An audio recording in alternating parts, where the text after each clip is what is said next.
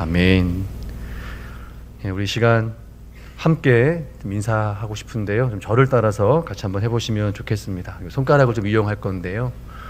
먼저 숫자 1을 좀 피시고 이렇게 살살 흔들어 주시면서 이렇게 인사하시면 좋겠습니다. 샬롬. 사진 찍을 때 V 하듯이 V를 해주시고 승리하세요. 네, 10손가락까지 갈 거거든요. 네, 준비하십시오. 네. 3은요, 세상 사람들에게 사랑을 전하세요. 오직 믿음으로 육신은 지쳐 7번 넘어지더라도 8번 일어나세요. 구원의 확신을 가지고 열심히 삽시다. 자, 이제 옆 사람에게 한번 하시겠습니다. 옆 사람에게 시작. 샬롬. 승리하세요. 세상 사람들에게 사랑을 전하세요. 오직 믿음으로 육신은 지쳐 7번 넘어지더라도 8번 일어나세요. 구원의 확신을 가지고 열심히 삽시다. 네, 오직 믿음으로 구원의 확신을 가지고 열심히 살아가시는 저와 여러분들 되시길 주님의 이름으로 축복합니다. 그런데요, 오직 믿음으로 구원의 확신을 가지고 열심히 사는데 7번 넘어지는 일들이 우리의 인생 가운데 있습니다. 믿음으로 살아가면서 때로는 실망스럽거나 혹은 너무 큰 어려움들로 인해 믿음이 흔들리게 되는 경우들이 있습니다. 여러분들의 경우에는 어떤 일들이 여러분의 신앙과 믿음을 흔들리게 했습니까? 그럴 때 우리는 어떻게 하나님과의 관계를 지키며 이 어려운 상황을 극복할 수 있겠습니까? 7번 넘어져도 8번 넘어져도 다시 일어날 수 있는 방법을 알며 또 그렇게 살아갈 수 있을까요? 시편 73편의 기도자인 아삽은 믿음을 버리고 확신을 잃어버릴 만큼 어려운 순간이 있었다고 기도합니다. 이 시편의 기도자가 처한 현실의 문제와 그 어려움을 이겨낸 신앙으로부터 또 우리의 신앙에 필요한 지혜를 얻고자 합니다. 우리 읽지는 않았지만 73편 1절에서 3절까지의 말씀 한번 읽도록 하겠습니다. 하나님이 참으로 이스라엘 중 마음이 정결한 자에게 선을 행하시나 나는 거의 넘어질 뻔하였고 나의 걸음이 미끄러질 뻔하였으니 이는 내가 악인의 형통함을 보고 오만한 자를 질투하였음이로다. 아멘. 시편의 기도자가 기도를 시작하는데요, 이렇게 시작합니다. 하나님은 마음이 정결한 사람에게 선을 행하시는 분이십니다. 시편의 기도에 나와 있는 하나의 형식 중에 하나님을 신뢰하는 기도자들이 먼저 그 하나님을 신뢰하는 기도를 먼저 드리는데, 이것을 연구한 학자들은 이렇게 얘기합니다. 신앙의 대원칙. 내가 믿는 하나님은 이런 하나님이야 라고 기도를 시작하는 것을 신앙의 대원칙을 고백하는 것으로 시작하는 기도라고 이렇게 얘기를 합니다. 즉 하나님은 마음이 정결한 사람에게 선을 행하시는 분이라는 것을 이 아삽은 믿었다는 것이죠. 이 굳은 신념을 먼저 선포하며 기도를 시작하는데, 이어지는 내용을 보면 그 기도 내용이 이런 것 같습니다. 하나님은 정직한 사람들, 정결한 사람들에게 선을 행하시는 분이시죠. 그렇죠. 틀림없죠. 그런데요, 그거 아닌 것 같습니다. 자신이 신뢰하는 하나님은 마음이 정결한 사람에게 선을 행하시는 분이신데 그걸 믿는 내가 살아가는 현실이 그렇지 않다라는 겁니다. 현실이 그렇지 않은 문제를 맞닥뜨리며 신앙의 위기가 찾아온 겁니다. 그래서 미끄러질 뻔했다, 넘어질 뻔했다라고 표현하는데 그 신앙의 위기를 가져온 문제가 뭐냐면 3절에 보니까요, 악인의 형통함입니다. 악인의 형통과 의인의 고난. 그럼 이게 무슨 말일까요? 하나님 앞에서 믿음을 가지고 살아가는 사람들, 마음을 지키며 선하고 정직하게 살려고 안간힘을 쓰는데 어떻게 해서든 이 믿음을 지켜내려고 아둥바둥하며 사는데, 그러면 하나님이 베푸시는 선한 것들은 내가 받고 내가 누려야 하는데 하나님과 상관없이 살아가는 저 교만하고 오만한 사람들, 이 악한 사람들이 나보다 더 잘 사는 것 같이 보이는 건 왜 그런 겁니까? 그들을 보면서 질투하게 되고 시기하게 되고 부러워하는 이 상황이 하나님 어찌된 일입니까? 이 시편의 기도자가 마주한 악인의 형통과 의인의 고난을 어떻게 이해할 수 있을까요? 참 이해하기가 어려운 부분인데요. 그러다 보니까 저도 다른 분들은 이 부분에 대해서 어떻게 좀 소개를 하고 설교를 하셨는지 좀 찾게 되었습니다. 그 노프뜻 교회를 세우신 김동호 목사님이요, 몇 해 전에 이렇게 암 판정을 받으시고 이제 그 후로 항암 치료를 받으면서 새벽마다 이렇게 말씀의 영상을 이렇게 올리시는 게 있습니다. 그 유튜브 채널 이름이 날기새라고 하는데요. 날마다 기막힌 새벽입니다. 암 판정을 받고 암 치료를 받는 자신에게 앞으로의 하루하루는 기적과 같은 하루다라는 마음으로 말씀을 묵상하시면서 이렇게 올리셨는데, 그 말씀을 보니까요, 이 시편 73편과 관련된, 특히 또 시편에 많이 나와 있는 악인의 형통과 의인의 고난에 대해서 설명해 주시는데, 정말 저도 도움이 돼서 그 도움을 좀 여러분들과 그 내용을 좀 나누고자 합니다. 이거 김동호 목사님의 설명입니다. 들어보세요. 악인의 형통과 의인의 고난은 우리가 이해하기가 참 어려운 부분인데, 이해 안 되는 부분을 사탄이 노려서 하나님과 우리 사이를 자꾸 멀어지게 한답니다. 그 사탄은 마술사라 눈속임을 잘한대요. 잠시 있는 것을 영원히 있는 것처럼 착각하게 만들어서 혼란스럽게 만든대요.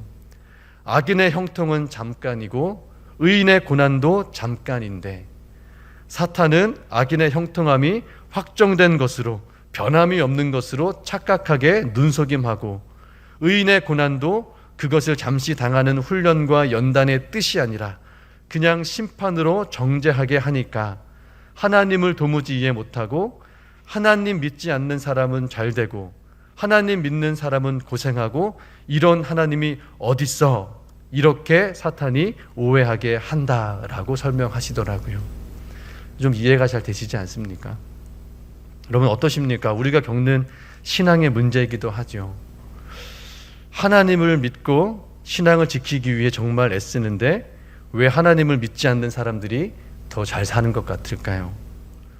이런 말 들어보셨습니까? 하나님 믿으면 아프지 말아야지, 하나님 믿는다면서 자식이 잘 돼야지, 사업이 잘 돼야지, 하나님 믿는다면서 왜 이렇게 힘들게 살아? 나는 정직하게 사업을 하려고 하는데 불법을 저지르는 기업들이 더 잘 되는 것을 보면 여러분 어떠십니까? 이 시편의 기도자인 아삽도 그런 경험을 한 겁니다. 악인의 형통함을 보고 미끄러질 뻔하였다고 기도합니다. 그러나 미끄러질 뻔은 했지만 아주 미끄러져 넘어진 것은 아니라고. 미끄러질 뻔은 했지만 미끄러져 넘어진 것은 아니라고, 미끄러지게 만든 것이 무엇인지 나는 깨달았다라고 기도합니다. 하나님 앞에서 믿음을 지키며 살아왔던 모든 신앙의 시간들이 한순간에 무너질 뻔한 위기는 있었지만 결국엔 그 위기를 견뎌내고 하나님을 향한 믿음을 지켜낼 수 있었다는 것입니다. 이 시편의 기도자가 완전히 넘어지지 않고 이 넘어질 뻔한 위기를 이겨낼 수 있었던 힘은 무엇이었을까요? 그럼 우리 17절 말씀 같이 한번 읽겠습니다. 하나님의 성소에 들어갈 때야 그들의 종말을 내가 깨달았나이다. 아멘. 하나님의 성소에 들어갈 때 깨달았답니다. 하나님의 성소요, 하나님의 임재하신 곳입니다. 하나님이 계신 곳. 그래서 하나님의 임재 안에 있을 때 하나님께서 내가 겪고 있는 이 문제의 본질이 무엇인지 깨닫게 하셨다는 겁니다. 그럼 시편의 기도자가 하나님, 악인은 형통하고 의인은 고난받는 이 불의함 때문에 너무 괴롭습니다. 이 악인들의 형통함에 대해서 4절부터 16절까지 얘기를 하거든요. 저들은 저렇게 삽니다. 뭘 해도 됩니다. 악하게 살아도 됩니다. 뭐가 잘 됩니다. 이런 얘기를 끝까지 해오다가 17절에 와서 고백하는 겁니다. 내가 성소에 들어갈 때 깨달았습니다. 그럼 이 말은요, 이 아삽이라는 이 시편의 기도자는 상황적으로 너무 힘들고 어려운 고민이 왔지만 하나님 앞에 머무는 경건의 시간을 포기하지 않았다라는 겁니다. 계속해서 하나님의 임재 안에 있도록 계속해서 그 경건의 시간들을 지켜왔다라는 것입니다. 그래서 끝까지 그 하나님의 임재 안에서 하나님의 임재 안에 있으려 했던 그가 결국엔 하나님께서 악인의 형통함을 보며 스스로 실족하게 만드는 일이 됨을 깨닫게 하시는 그런 하나님의 붙드심이란 것을 발견하게 된 것입니다. 경건의 시간을 통해서요. 하나님이 깨닫게 하신 문제의 본질이 뭐냐면, 여러분 22절과 23절의 말씀 같이 한번 읽겠습니다. 내가 이같이 우매무지함으로 주 앞에 짐승이오나 내가 항상 주와 함께하니 주께서 내 오른손을 붙드셨나이다. 아멘. 하나님이 깨닫게 하신 문제의 본질은요, 악인의 형통함이 아니라 그들의 형통함을 보고 시기하고 질투하고 부러워하고 마음 쓰려하고 고통스러워하는 자신을 보게 하신 겁니다. 하나님의 임재 안에서 하나님을 인식하기 시작하니 비로소 자신의 모습이 보이기 시작한 겁니다. 문제에 사로잡혀 있던 시선이 하나님을 향하기 시작하니까요, 하나님이 나를 바라보는 시선으로, 그 시선으로 자신을 보게 시작한 겁니다. 그때 자신에 대한 성찰이 일어나고 신앙의 성찰이 일어났습니다. 보이지 않았던 문제의 본질이 보이기 시작했습니다. 미끄러질 뻔한 위기에서 내가 왜 미끄러지고 있는지를 깨달은 겁니다. 내가 미끄러지고 있구나. 내가 이 문제로 인해 내가 지금 이 순간까지 믿음을 지키며 살아왔던 모든 순간들이 무너질 뻔했구나라는 사실을 깨달은 겁니다. 하나님은 악인들이 멸망할 것도 깨닫게 하셨지만 그것보다 더 중요한 것은요, 내가 고민하고 있는 이 문제가 얼마나 나 자신을 괴롭게 하고 자신의 믿음을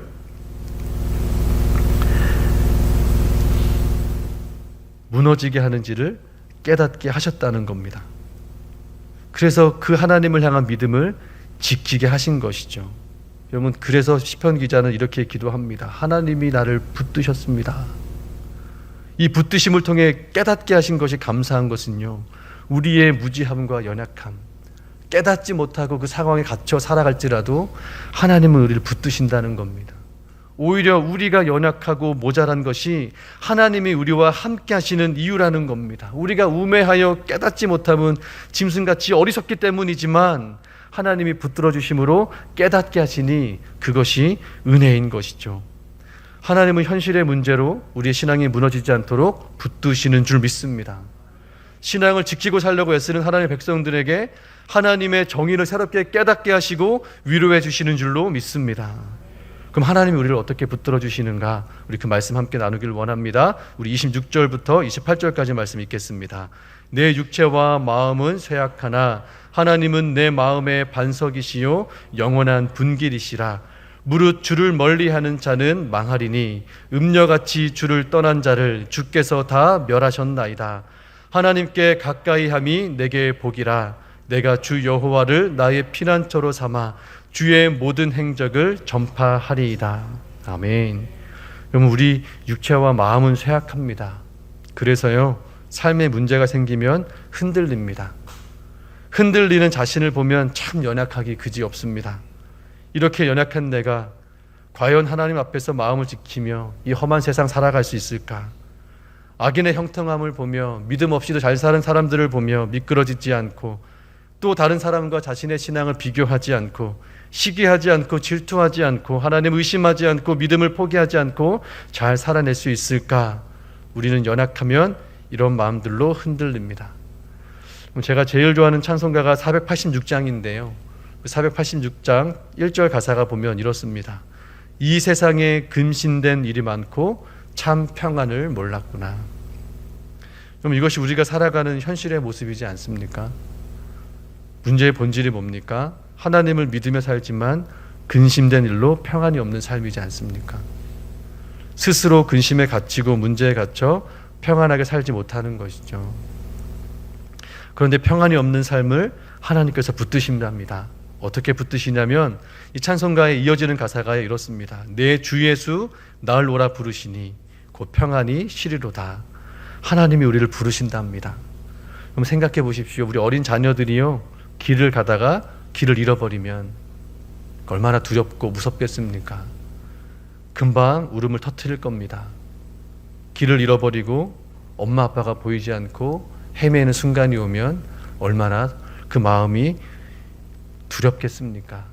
그런데요, 저 멀리서 내 이름을 부르는 엄마의 목소리가 들린다면요, 아빠의 목소리가 들린다면요, 이 아이가 느낄 겁니다. 엄마가 아빠가 나를 찾으러 왔구나. 나를 찾아냈구나. 그러면 그 부모의 목소리를 듣는 순간부터 내가 안전하다는 것을 깨닫습니다. 하나님 우리를 부르신답니다. 내가 너를 찾고 있다고, 내가 네가 있는 곳으로 가고 있다고 부르시고 오신답니다. 그럼 우리 스스로 문제에 갇혀 길을 잃을 때 하나님이 그렇게 우리를 부르시고 붙드셔서 믿음의 길로 인도해 주시는 줄로 믿습니다. 그런 은혜가 있으려면 우리가 계속해서 하나님께 가까이 하나님의 임재 안으로 나아가야 합니다. 하나님의 임재 안에 머물며 하나님의 붙드심을 경험하는 신앙은요, 오직 말씀과 기도밖에 없습니다. 우리 주님이 이 말씀과 기도 외에는 다른 길을 우리에게 가르쳐주지 않으셨습니다. 말씀과 기도로 하나님의 임재 안에 살았던 모든 신앙인들이요, 이 아삽의 기도에 공감하고 동일한 것을 배우는 이유도 이것이 아삽의 기도이지만 아삽의 말이 아니라 하나님의 말씀으로 읽기 때문인 줄로 믿습니다. 이 말씀과 기도의 시간에 하나님이 임재하셔서 우리의 기도가 아니라 하나님의 말씀으로 붙드시는 줄로 믿습니다. 제가 예전에 사역했던 한 교회에서 사택을 준비해 주셨는데 그 사택을 계약하러 이렇게 부동산에 갔습니다. 전세 계약을 하는 집주인이신 좀 연세가 있으신 여성분이 교회와 거래를 하고 그 집에 목사가 산다고 하니 월세를 누구에게 받아야 되냐? 교회가 주는 거냐? 언제 주냐? 지금 계약은 무슨 요일인데 교회니까 일요일 날 주냐? 그러면 받는 날 전주에 줘라. 뭐 이런 내용들을 아주 꼬치꼬치 얘기를 하셨습니다. 실제로 월세를 내는 날 하루가 지났더니 다음날 새벽 6시에 전화를 했습니다. 월세가 안 들어왔다. 뭐 그런 분에 대한 기억이 있는데요. 그때 부동산에서 계약을 하는데 그분이 이제 거래를 정리하는데 잠깐 시간이 있을 때 뭐 이렇게 얘기를 좀 하고 싶었던 것 같습니다. 자신의 사촌도 사위가 목사라고 하면서요, 이런 말을 더 붙였습니다. 목사들이 다 거지더만요.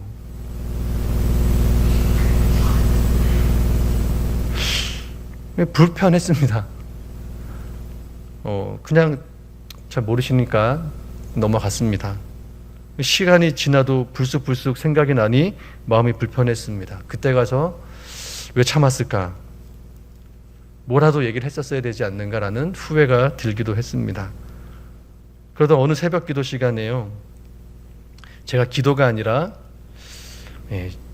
저는 이제 타락한 목사라 좀 소심한 복수를 좀 하고 싶었는지 좀 푸념 아닌 푸념을 했습니다. 하나님, 그런 사람들 좀 정신 차려야 되지 않겠습니까? 자기가 한 말이 어떤 말인지 알 정도로 조금 불행해야 되지 않겠습니까? 이런 푸념을 새벽 시간에 하고 있었는데요, 그때 하나님이 이렇게 말씀하신 것 같습니다. 야, 이러고 있는 거 너무 억울하지 않니? 너 목사잖아. 정말 이 새벽에 깨어 도움이 필요한 성도들을 위해 기도하는 시간에 너 그 마음 감정에 묶여서 시간 낭비하는 거 아깝지 않니? 억울하지 않니?